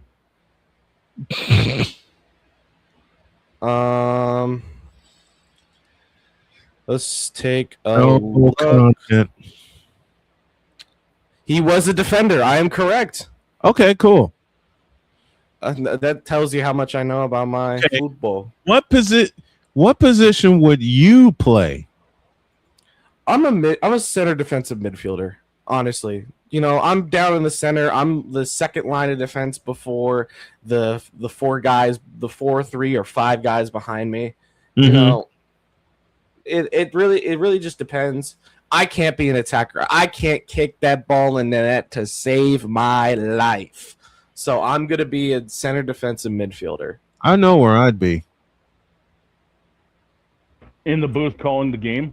Yep. I got no business being in a soccer pitch. But let's go back to your prime. You know, when you were in peak physical shape. In What the would you booth. play? I'd be in the booth. You'd still be in the booth? Staying where the blank I am. Oh, you want me in my prime? I was a goalie. You were a keeper? If I would I was a play a keeper. soccer position, that would be it. I'd be a goaltender. Keeper is honestly the most difficult position because of how massive massively wide the net is. Net is. Yep. Bruh, I'm 6'4". I cover a lot of distance when I need to. Shut up, Brian. Shut up, Brian. Make Shut the up. joke. We've got 20 minutes to kill. Shut up. Shut up. You're I gonna can't- say it anyway. You're gonna say it anyway. Use a troll. I can't do it. I'm not gonna. Use a troll. Hey, and we got somebody checking in from. Hey. Who's probably Keep- happy about what happened. Speaking of England and Mexico, we gonna be going at least for another 20 minutes. Or so. I just got home. Okay, Genevieve, get in here. We got about 20 minutes. But talking about the World Cup, What Spain, would- Portugal is in about 4 hours, 3 to 4 hours. Mm-hmm. It's the young star in Lamine Yamal versus what people widely consider the greatest of all time, Cristiano Ronaldo. He ain't the greatest. I said that's who widely people consider the greatest of all time, Cristiano Well, I Ronaldo. ain't one of them. Or I call him Panaldo because all he takes is penalties. But It's like people calling LeBron James the greatest of all time. We have to educate them. LeBron James, the greatest of all time. Yeah. Taylor Swift and Travis Kelce. Cristiano Ronaldo, the greatest goal scorer of all time. Yeah. But No. I know y'all don't Do it care again. about Spain. Do it again. Do it again. LeBron James, the greatest scorer of all time. Next one. Cristiano Ronaldo, the greatest goal scorer of all time. Who fly? There. Travis Kelce. But I know y'all don't get. I know y'all don't care about Spain, Portugal. I know y'all care about Belgium, USA. Where is the game being played? This Seattle? game is being played at Lumen Field in Seattle, Washington, but they're calling it Seattle Stadium. Lumen Field. Hey.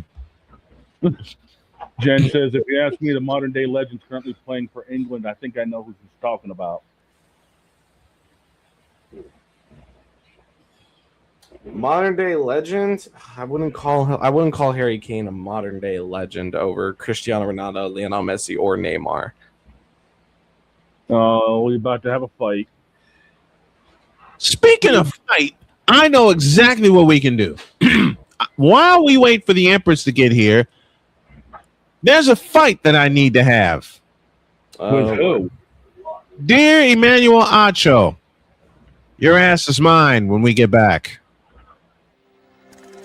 This is Snowman in the Morning. The original Think Drink is back. Level up with proven ingredients formulated to crush your competition. No gimmicks, no jitters, no messing around. Just high potency results that keep you moving day or night. There's a new nerd in town, and we came to play.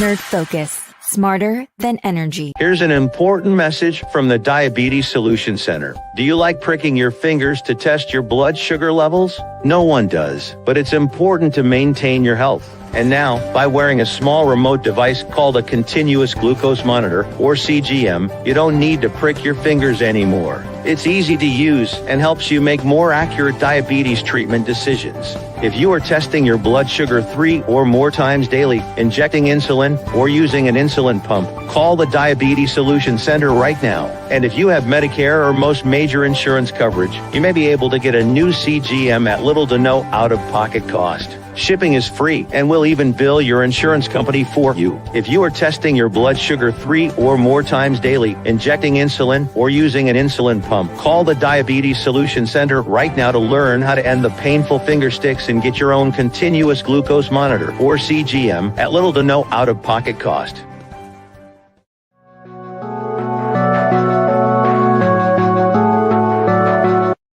I want to do a TED Talk, but I don't have anything to talk about yet. I'm getting there. Life is for the living. We're not here that long. You can learn anything you want to learn without any money spent. What do I really enjoy? What do I really want out of life? I am your host, WIZE. Are you in a life holding pattern? Well, this is for you. Welcome to the Stuck in My Mind podcast.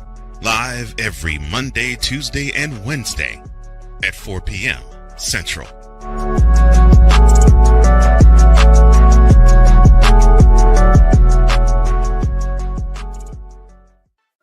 Drew Willingham. In this case, yeah, you put the blame on Kyle Shanahan for apparently not preparing the team enough for the overtime rules, supposedly. Cole Johnson. Peyton was considered the winner, and he was the darling of all darlings for Gerald. With a special appearance by Tyrone Alizé McDummy. Ain't nobody calling me. Text delete, delete, delete, delete, delete, delete. Join these two football enthusiasts as they give you Total Football Talk. Live every Monday at 4 p.m. Eastern, 3 p.m. Central on the Sertoba Media and the Comey Media YouTube channels.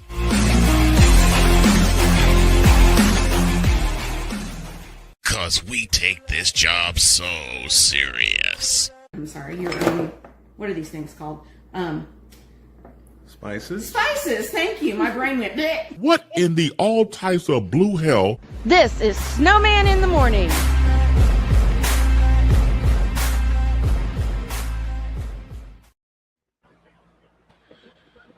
During that commercial break, I got two pieces of news that have hurt me. Oh no. A member of my Marquette Catholic family, her name is Donna Payne. I watched her daughter play for Marquette Catholic, and she's on hospice right now. Oh, irreversible cancer. She had beaten cancer once, and it came back even more aggressive than ever.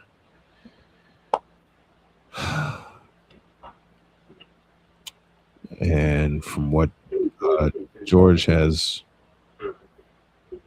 said, she's only have a few days left. I don't know how few or how much. On that same front, my good friend Dennis Whiten, he also has been stricken with cancer. I got both of those pieces of news during the break. And I'm hurting because these are very, very dear people to me. So if people want to ask why I'm doing everything that I can for cancer patients, being a cancer patient myself, I hope that answers your question. In the and people wonder why I hustle for my family as much as I do, and I hustle for other people as much as I do. I hope those pieces of news provide a little bit of an answer as to why I am the way that I am. I said at the top of the show, I'm trying to do some hustling now for my family. And sometimes it works, sometimes it doesn't.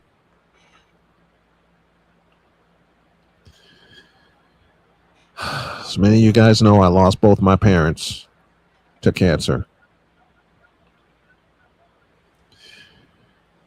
Later on today, I'm going to post Dennis's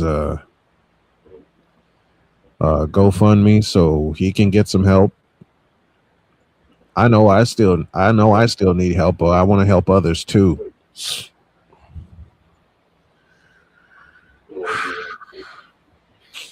I am not in the best of shape. I know I promised to fight, but when you get two pieces of news like that, cut it. I'm going to say it now. Cut it. If you want for a couple minutes, bring Jen in, but I say we cut this quick. I'm going to stop it here. I'm going to stop here because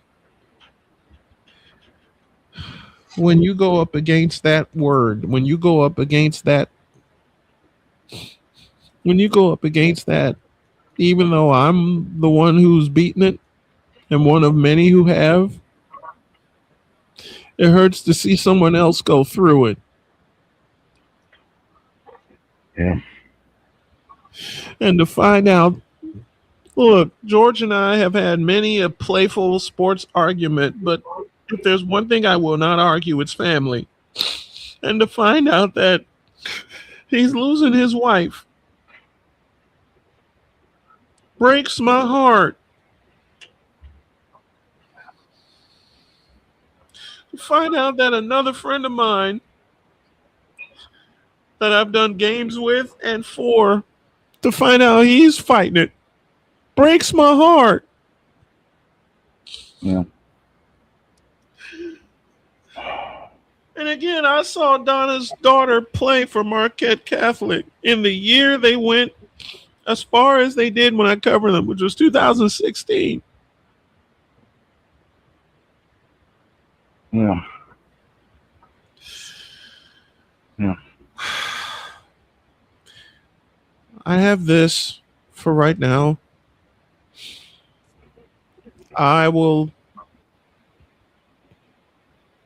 be as okay as I can. But what you all need to understand, after fighting the monster myself and winning the fight, to hear someone very close to me going through the same thing and not being able to make it, breaks my heart. Yeah. It breaks my heart. We do this show 3 hours a day, well, 2 today, considering that piece of news that I got, to keep you guys entertained and to keep you guys smiling and laughing. If you hear nothing else from me today, keep smiling and keep laughing. Please. I beg of y'all to do that. Spend as much time with your family as you can, because you never know when your number is going to be called. Yeah. I hope y'all understand why the stadium tour and the road to recovery, those are my two GoFundMes that are out there right now, mean so much to me, because I don't want to just be the one that benefits. I want to help others benefit too. Hell, my wife was told to get her affairs in order 4 years ago.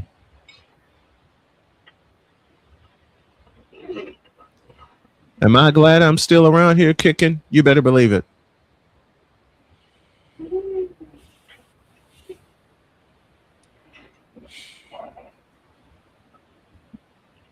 Every single day, I am reminded, just as Clark Goodlow is reminded, just as Sick Diggy is reminded, Victor, Shane, the Empress, Droid, everybody around me and with me are reminded of what I went through, my dad, my mom, what Donna's pain is going through now. And I love Donna especially because she bears the first name of my late daughter.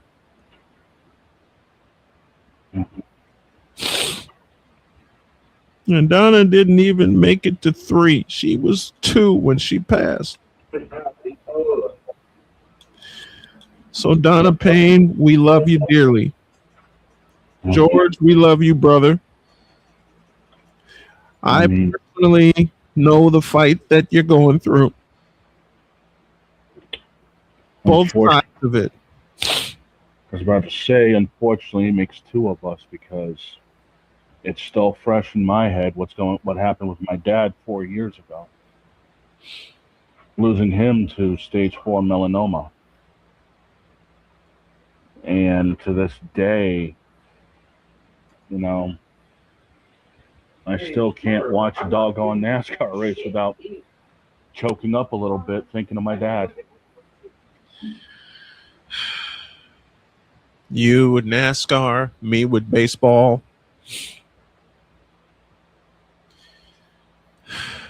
I had someone ask me a while ago while I was getting ready for a baseball game, and I haven't been able to do baseball for much of this year because I miss Dad. When I got this gift from my daughter, and it's the old school Cincinnati Reds logo. Anybody who remembers this? I got this from Cheyenne. And I'm trying to get some help for Sonia and my family.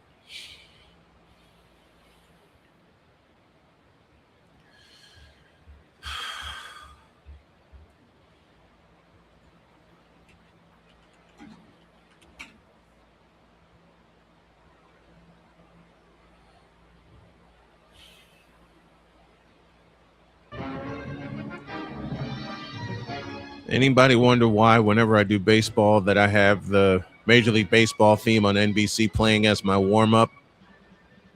Brings me back to the time where Dad and I would watch baseball every Saturday afternoon. I lost him to prostate cancer. I had the hell scared out of me with cancer twice. One was a prostate cancer scare, and the other, you all know very well, pancreatic cancer, stage 4.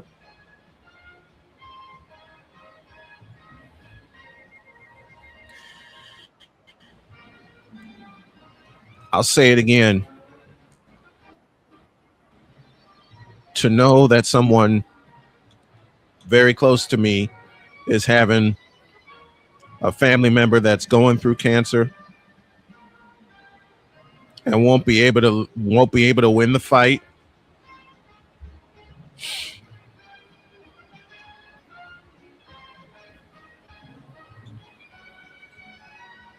It's heartbreaking to me. Mr. George Payne Jr., we here at the Snow Crew love you dearly. You and Donna. I can't tell you personally how much you two mean to me. I mean it. George and I can fight all the time about who's the best in basketball, but when it comes to family, these two are family to me, and they forever will be. It took Marquette Catholic to bring us together.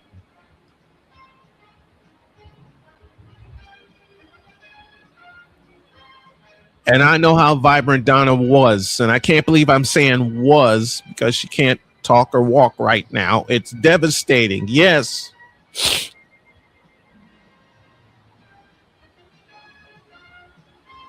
We love you, George. We love you, Donna. We're here for you and with you through it all, man.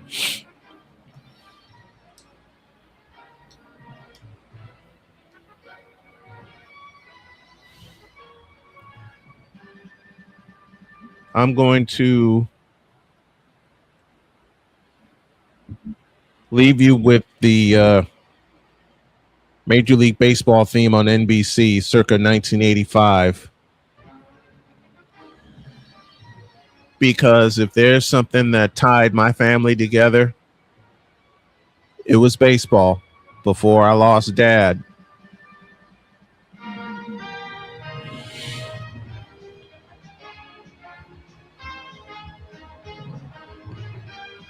Think of that opening sequence, Pops. That was our Saturday afternoon. Either we watch it or we go out and play it.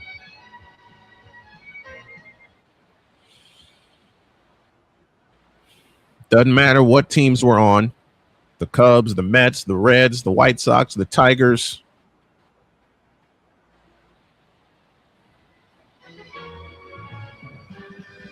I'm glad I'm here carrying on your legacy, William.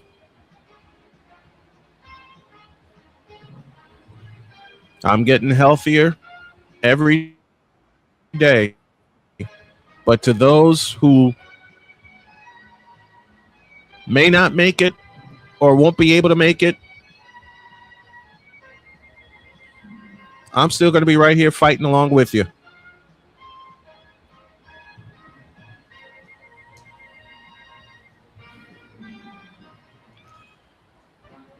And again, it just hurts so much to hear this piece of news. And I know it hurts Shane also because he lost his dad 4 years ago. And to my buddy Dennis, we did some football games together, buddy. He's helping me getting my life back together. And to say that I appreciate everybody that has come along this ride with us, not just for today, but for the past 12 years, almost 13, doing Snowman in the morning.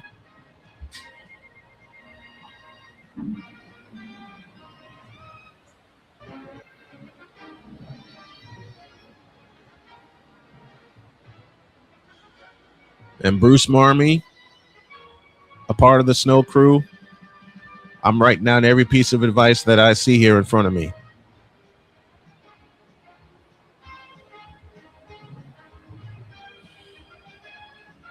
I'll say it again before we get out of here. If y'all can help me and my family just get a little bit through today, a Cash App would truly, truly help. And I'll say it again, it's not just for me, it's for my family. I'll be with BGS later tonight as we talk the happenings in the W and NBA free agency. My other buddy, Chris Hilliard, he's going through it.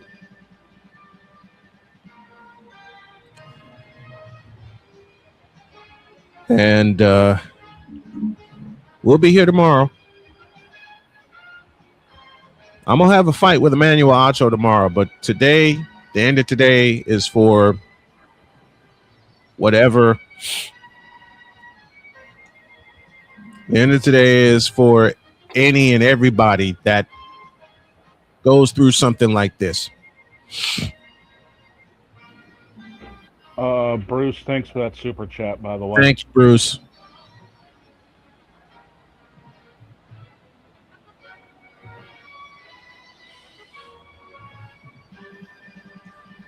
We're going to let this theme take us out. Have a great day. God bless. Remember to make your next move your best move. And always remember, if your dreams don't scare you, they're simply not big enough. Dream big, do bigger. And to all the cancer patients I know and the ones who all come to know, keep fighting. Stay in the fight. And if you can, finish the fight.